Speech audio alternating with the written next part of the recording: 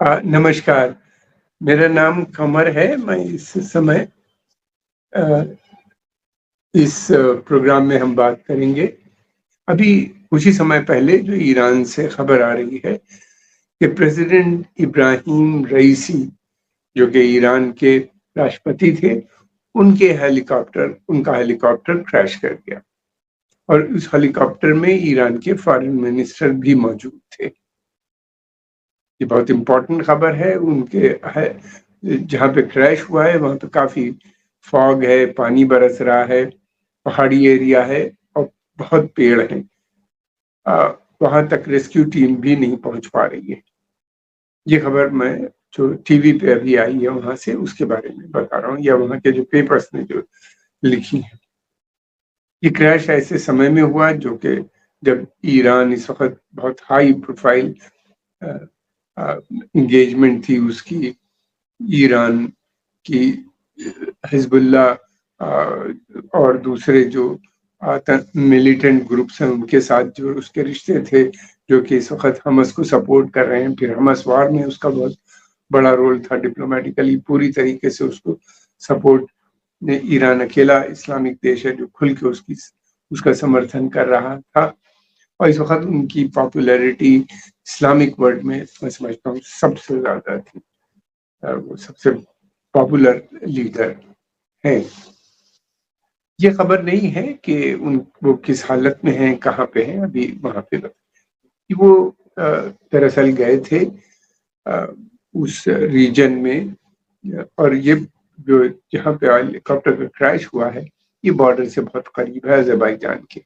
वहाँ पे उन्होंने अज़रबैजान एक डैम का भी इनॉग्रेशन किया जो अज़रबैजान और ईरान के बीच में है, और जहाँ के ऊपर अज़रबैजान के प्रेसिडेंट भी वहाँ पे मौजूद थे, उनसे भी वो मिले हैं आज। उसके बाद उनको वहाँ के वहाँ के जो प्रांत के लीडर्स हैं, उस आसपास के जो क्षेत्र में वहाँ पे उनको विजिट भी करनी थी।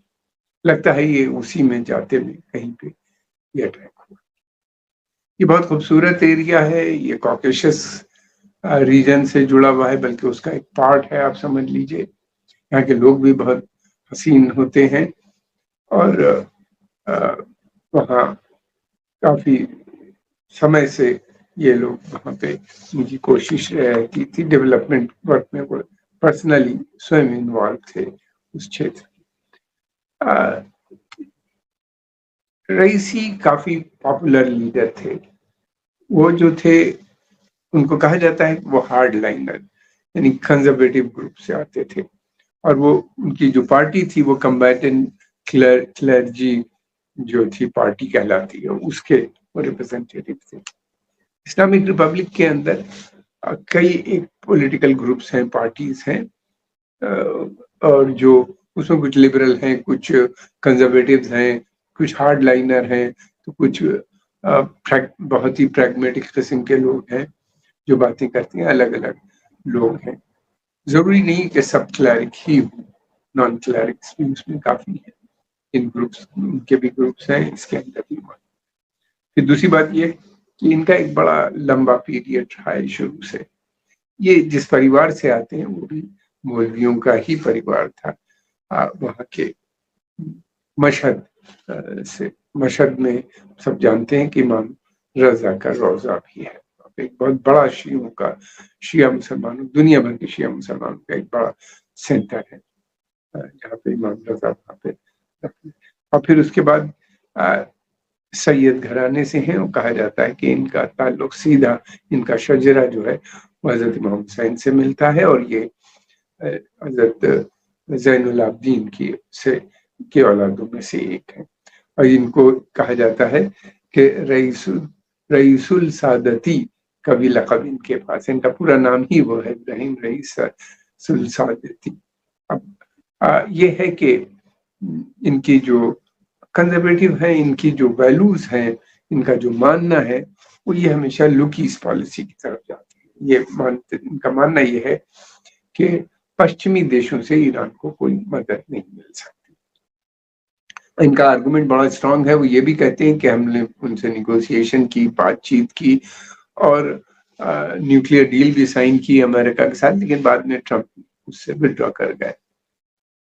तो इस पर बहुत ज्यादा डिपेंडेंट नहीं होना चाहिए, बल्कि हमको ईस्ट से मतलब ये है कि इंडिया, साउथ ईस्ट एशिया और China, Japan, Korea, South Korea, इन सब देशों से अच्छे संबंध बनाने चाहिए, और अरब देशों से हमें जो हमारे रिश्ते ठीक नहीं चल रहे हैं उनको भी इम्प्रूव करना चाहिए, और इनके पीरियड में सऊदी अरेबिया से भी अच्छे रिलेशन दोबारा से बहाल हो गए हैं और काफी आगे भी बढ़े। और दूसरी तरफ ये भी है कि ये लोग जो हैं, इनका अब अजरबैजान से अगर इनके संबंध हो जाते हैं तो मैं समझता हूँ पूरी क्षेत्र में इन्हीं ने सभी देशों से अपने संबंध अच्छे बनाने में कामयाब हो गए। और दूसरी तरफ ये भी है कि ये लोग जो है ये इजराइल को न तो मान्यता देते हैं, न उसके साथ कोई बातचीत करने पे तैयार है। इनका मानना यह है कि इजराइल स्टेट जो है वो एक इलीगल स्टेट है और उसका उस क्षेत्र में कोई रोल नहीं है, बल्कि वो बनी ही अरबों को आपस में लड़ाने के लिए है। और इस किस्म का उनके ऊपर इल्जाम है इजराइल के ऊपर, या एलिगेशन उनके लगते हैं, और वो इजराइल से बातचीत करने के भी खिलाफ। और पूरी सपोर्ट इनकी हमस ऑर्गेनाइजेशन को, जो कि इस समय वहां पे जिसका कि युद्ध चल रहा है इजराइल के साथ। हमस वही ऑर्गेनाइजेशन है जिसने 7 अक्टूबर को इजराइल के अंदर जाके वहां के लगभग उनके 1200 लोगों की हत्या की गई और की थी, और उसमें से 250 से भी ज्यादा लोगों को बंदी बना के लिया है। जिसके बाद से इजराइल लगातार उनके ऊपर अटैक कर रहा है गाजा के ऊपर, जिसके अंदर के 35,000 से भी ज्यादा लोग मर चुके हैं। मरने वालों में ज्यादातर बच्चे और औरतें हैं। खाना पीने की सप्लाई भी रेगुलेटरी है, बीच में काफी दिन बंद भी रहा और कभी कभी खुलता है फिर बंद हो जाता है। आजकल फिर सप्लाई स्थगित है और ये जंग काफी समय से चल रही है। 7 महीने हो चुके हैं, खत्म होने का नाम नहीं लेती, और इस जंग को पश्चिमी देश और अमेरिका की पूरी सपोर्ट भी हासिल है। हालांकि अमेरिका बार बार ये कहता है कि ह्यूमैनिटेरियन यानी सिविलियन डेथ नहीं होनी चाहिए, और ह्यूमैनिटेरियन एड यानी खाने पीने सप्लाई, पानी सप्लाई, बिजली, ये पहुंचती रहनी चाहिए। लेकिन सीज फायर के वो खिलाफ हैं, वो ये चाहते हैं कि पॉजेज हो बीच में पॉजेज। कई बार कोशिश हुई बीच में रईसी साहब के पीरियड में, इजराइल ने जो ईरान की काउंसलेट थी दमिश्क में, यानी सीरिया के कैपिटल में, वहां पे अटैक किया, जिसके अंदर उनके बड़े जनरल जो थे उनकी भी हत्या हुई। उसके बाद ईरान ने लगभग 300 मिसाइल से अटैक किया इजराइल के ऊपर। ज्यादातर मिसाइल जो थे अमेरिकन ब्रिटिश फोर्सेस जो उस रीजन में है उन्हीं ने गिरा दिए, और इजराइल ने भी बहुतों को गिराया। लेकिन यह है कि कुछ मिसाइल ने जहां ये टारगेट करना चाहते थे को टारगेट भी किया, खासतौर से 3 मिलिट्री बेसिस। हालांकि उसमें कोई हत्या नहीं हुई और वो मिसाइल ने कोई डैमेज भी नहीं किया। ये कहा जाता है कि एक था मैसेजिंग, कि उन्हीं ने अपना मैसेज इजराइल को कन्वे कर दिया कि हम आप तक इन ठिकानों पे अटैक करके आप उसको ध्वस्त भी कर सकते हैं, इतनी कैपेसिटी रखते हैं। इनके पीरियड में मिलिट्री और डिफेंस सेक्टर में काफी डेवलपमेंट हुआ। प्रेसिडेंट रईसी ने खुल के रशियन को भी यूक्रेनियन वॉर में सपोर्ट किया, और उन्हीं ने पश्चिमी देशों को ब्लेम किया है, खासतौर से नाटो के देशों को, कि वो रिस्पॉन्सिबल है इस वार के, और उन्हीं ने रशिया को कंटेन करने के लिए जैसी बात। इनकी पॉलिसी ये है कि सेल्फ रिलायंस, ये काफी समय से ईरान इसको परसू कर रहा है, ये काफी तेजी से उसके ऊपर काम कर रहे थे। इंडस्ट्रियल डेवलपमेंट होना चाहिए, और साथ में ये भी होना चाहिए कि प्रोग्रेस हो, एम्प्लॉयमेंट लोगों को मिले।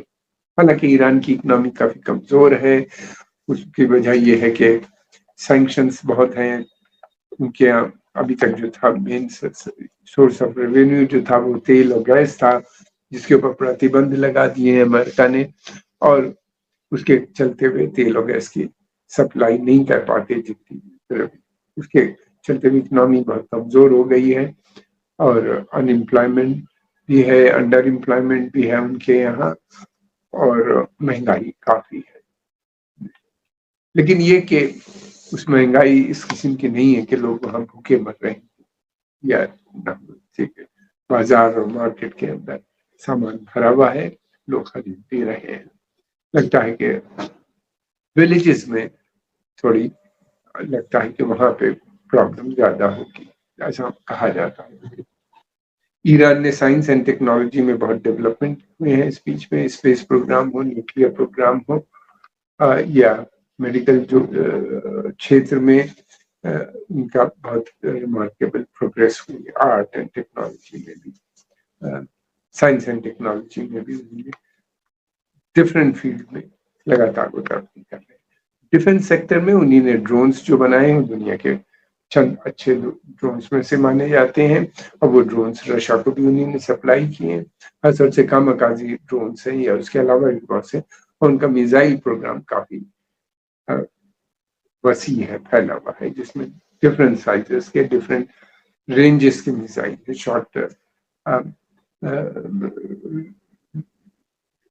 Short distance, long distance, medium distance, हर तरह के उन्हीं ने मिसाइल बनाए। और उनका क्लेम ये भी कि उन्होंने हाइपरसोनिक मिसाइल्स भी बना लिए हैं कि जिसको कि जो रडार्स हैं डिटेक्ट नहीं कर पाएंगे। इस तरह से उनके काफी, और ये भी है कि इन लोगों का मानना ये है कि जो पर्शियन गल्फ रीजन है, जिसको खाड़ी के देश भी कहा जाता है, ये देश में उनका मानना ये है कि फॉरेन फोर्सेस नहीं रहनी चाहिए, और यहाँ पे जो इन कंट्रीज में जो जो देश है वहाँ की, उनकी जिम्मेदारी बनती है कि उसको सुरक्षा प्रदान करें, न कि बाहर के देश हो। वो सऊदी अरेबिया और दूसरे देशों को भी यही एडवाइस करते हैं कि आप लोग अपनी सुरक्षा अमेरिका या पश्चिमी देशों को मत दें, सबलेट मत करें, बल्कि स्वयं हम सबको मिलकर करनी चाहिए। ये इनकी बेसिक पॉलिसी।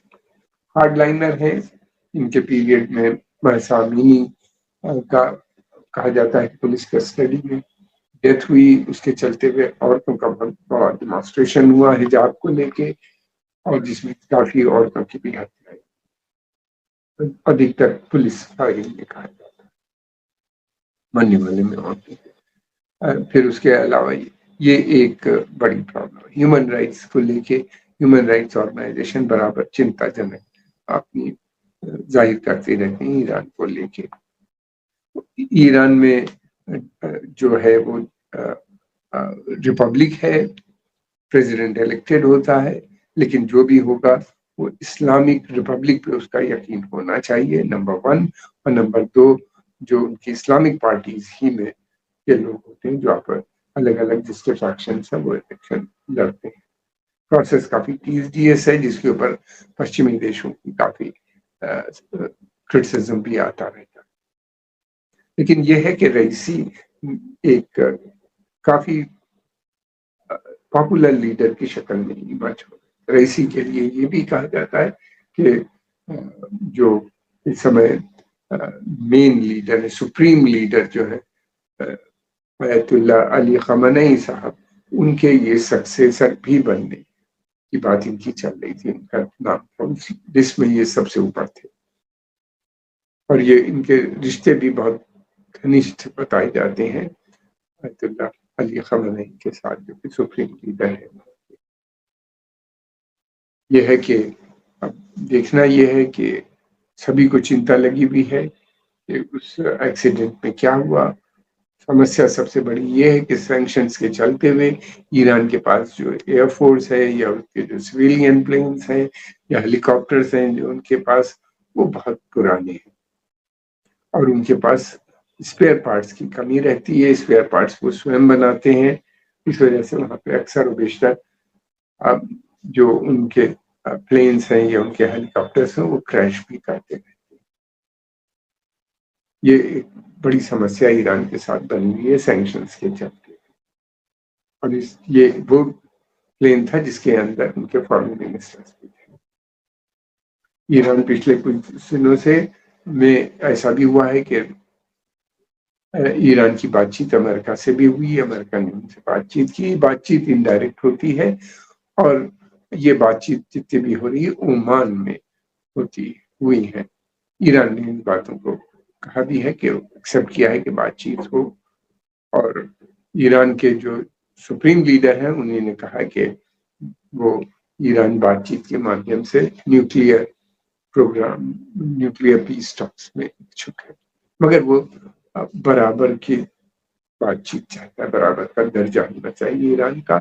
और बातचीत, उनका कहना ये कि बातचीत फॉर द सेक ऑफ बातचीत ना हो, बल्कि कोई कंक्रीट नतीजे पे पहुंचे। और वो इस पर भी चाहते हैं कि वो अपनी न्यूक्लियर इनरिचमेंट प्रोग्राम को भी अगर बातचीत होती है तो उसको लोअर डाउन को नीचे ला सकते हैं। और सबसे ज्यादा जो उनके यहाँ कहा जाता है कि सबसे ज्यादा जो यूरेनियम का इनरिचमेंट, जो लेवल ऑफ इनरिचमेंट बढ़ा है, वो इब्राहिम रईसी के दौर में ही बढ़ा है, जो कि बढ़ के अब 60% इनरिचमेंट वहां पे होने लगा है। ये एक बहुत बड़ी फिगर है, लेकिन न्यूक्लियर वेपन बनाने के लिए जरूरत होती है 95 to 100 98% इनरिचमेंट। ये वहां तक पहुंचना एक बड़ी 60% इनरिच करना ये एक बड़ी बात होती है, और 100 तक, 60 से 100 के बीच की जो दूरी है इनरिचमेंट की, वो आसान हो जाती है, जल्दी कर सकती है। ईरान का कहना ये है, और उन्होंने भी कहा है कि हमारा न्यूक्लियर प्रोग्राम जो है वो अमन शांति के लिए है, यानी न्यूक्लियर पीसफुल न्यूक्लियर प्रोग्राम है। और IAEA जो है, यानी इंटरनेशनल वॉचडॉग जो है यूनाइटेड नेशन की, वो उसके अंडर में आता है, उसको देखता है। हालांकि IAEA का भी बीच में इंस्पेक्शन को बंद भी उन्होंने कई बार किया है, लेकिन वहां पे IAEA ने अपने कैमरे भी लगा रखे हैं। और दूसरी बात यह है कि इजराइल और अमेरिका का मानना यह है कि ये न्यूक्लियर वेपन बना रहे हैं। ईरान का कहना यह है कि वो न्यूक्लियर वेपन नहीं बना रहा, बल्कि वो उनका कहना यह है कि ये न्यूक्लियर वेपन जो है, ये वेपन ऑफ मास डिस्ट्रक्शन है, इसकी इस्लाम में कोई जगह नहीं। इब्राहिम रईसी को लेके तमाम ईरान के अंदर चिंताएं बनी हुई हैं, और बड़े से काफी लोग वहां पे शहर के अंदर इकट्ठा भी हो रहे हैं, और उनके चाहने वाले वहां पे जमा, उनके लिए प्रेयर्स भी हो रही हैं उनकी सेहत के लिए। और आज के इस पॉडकास्ट में इतनी बात करेंगे, जल्दी एक नया प्रोग्राम आपके सामने लेके आएंगे। हम आपके आभारी हैं, आपने समय निकाली उस पर। अगर आपको पसंद आया तो इसको लाइक कीजिए, सब्सक्राइब कीजिए और आगे प्रमोट कीजिए। आपका बहुत बहुत धन्यवाद।